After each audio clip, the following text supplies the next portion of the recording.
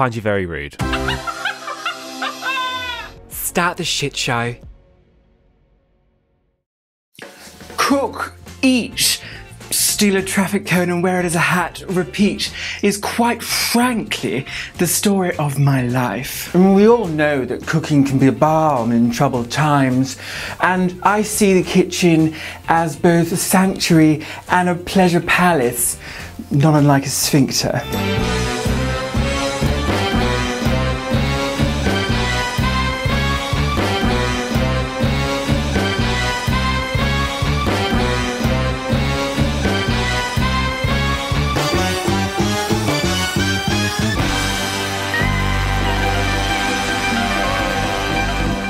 I love nothing more. My grandmother gave me this recipe book and I cherish it. Well, she also gave me a really ugly vase. In fact, it was such an eyesore, I simply had to leave it on the tube. You know, fresh pasta is actually incredibly easy to make, despite from the shop. I once met Minnie Driver at a soiree, and she said something rather stupid. In fact, she was so dense that I had to drizzle her with a light syrup. There's really nothing more inviting than a midweek pasta supper, especially if you've just tripped over going up the escalator at King's Cross Station and you've gone A over tea and shown all of Caffè Nero your farfalle. It's such a mistake to think of, you know, comforting food as bland food.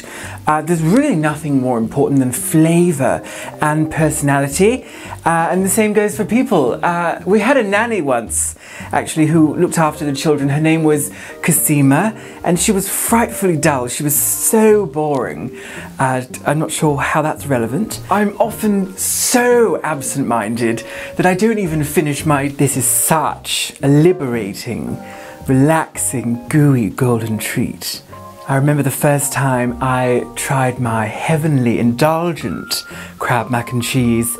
I farted, and there it is, ready for my gob cave. I've never seen a bouncy castle and not immediately stripped bare and jumped onto its inviting boing. And the same goes for trifle, and I can't tell you the number of emergency rooms I've ended up in, or dollars I would have for every time I've burnt my mouth drinking directly from the kettle. Nothing for me beats the sweet solace of a creme caramel, apart from maybe breaking into my housekeeper's diary to leave notes so she thinks she's speaking to a ghost. Making a creme caramel these days is really a glorious absurdity, but it's also anything to get out of doing jury duty. Watch as the sugar bracingly goes from pale gold to amber, and then somewhere that's darker than maple syrup, not quite chestnut, almost burnt umber, but not entirely warm autumn sunrise, bit husky tan leather, just before damask Nickelodeon logo. Perfect. Oh no, that's too far. And with a melodic, muffled squelch of glory. Oh, come the fuck on. Look at this copper top beauty, all ready to throw over the neighbour's fence. My gardener, funnily enough, has run off with my Peruvian marmalade collection, which has made me really cross. Because not only now will I have to have really crap toast, but I'm gonna have to cut my own grass later on with my Lawan Maria. The Italians have a rule, and it's that you're not supposed to add cheese to any dish with fish or garlic, and with my garlic and anchovy parmesan pile, I say bollocks to it. I wish onions would just chop and peel themselves, and for that matter, cook and brown faster. Although I suppose if we are wishing for things, I wish that Davina McCall would stop calling me at 4 AM, but here we are. I can't bear snobs who won't drink rosé or eat a humble chicken dish, and I have oaths to make it my charge in life to change people's minds, because as we know, chicken is quite frankly the shit. And I've got some here, and it's well within its use by date. And for years, I too was quietly confused about our poultry friends. I mean, we've all seen chickens in Chicken Run, for example, but I finally figured out why these look so different, and it's because they're dead. Anyway, this has got at least 3 days left on it. I mean, sometimes I'll use dried thyme if I really can't be asked, but dried tarragon was made for chicken. A bit like the Late Late Show with James Corden was made to be switched off. In with the aromatic broth, I want not only the crunchy leafage of the cabbage, but the piercing whiffy pooiness of that chewy cold chicken. I can't wait to dive in.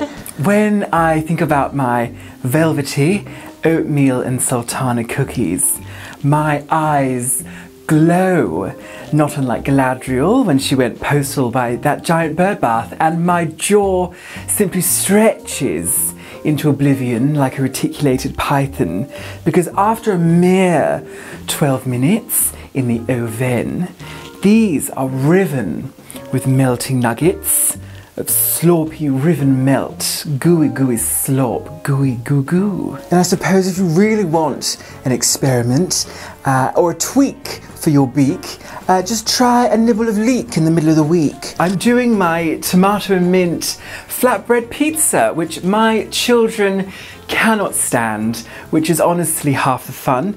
Slosh over some apple cider vinegar, a sinful golden shower. I'm going to cheat and have a tiny smidgen from the corner. Doubt anyone will notice. A huge spoon. Probably a bit more. And I could go on smoothing for eternity, but I must stop.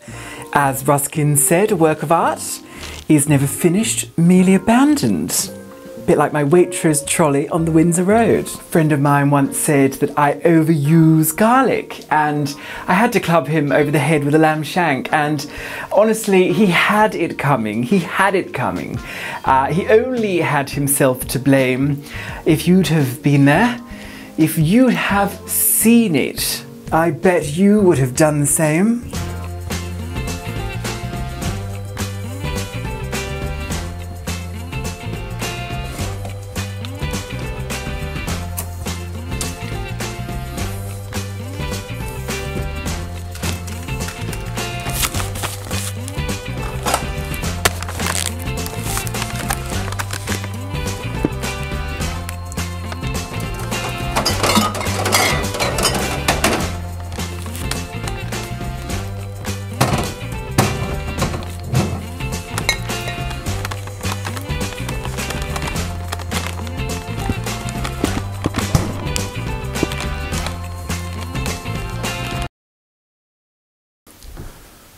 Oh.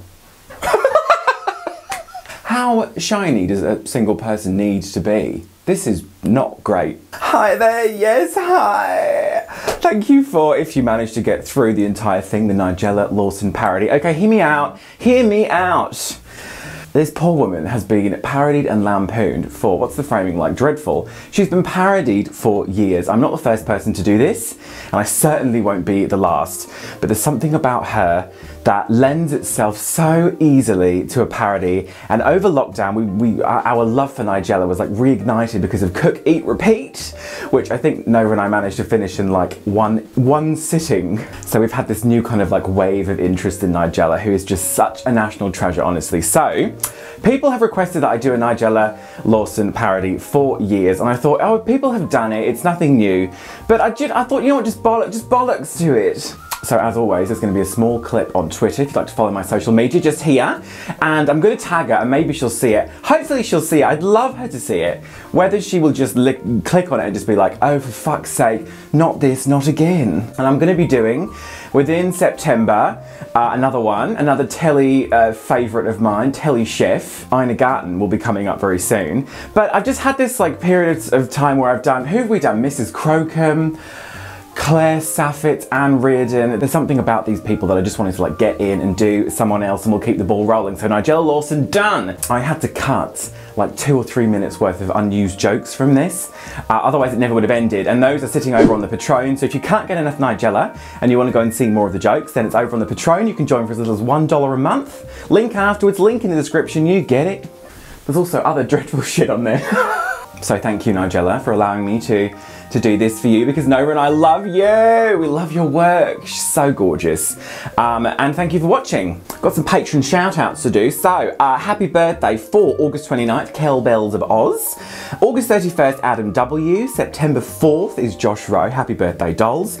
And September 6th, there's also Matt Kay and Michelangelo. There's lots and lots at the moment. Faye with the Archdruids. And the cult elders are Smoke for September 3rd, Joshua for September 4th, Bunbury for September 5th. Happy birthday to all of you. Who else would you like me to do? Leave a comment down below. Oh, yeah.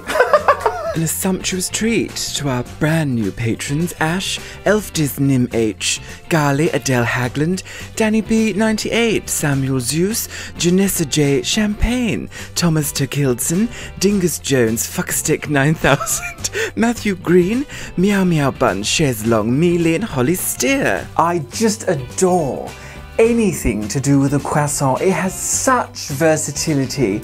At brunch, it's sort of like a gay bread roll. Join the Patron, we'll do a shot of Patron.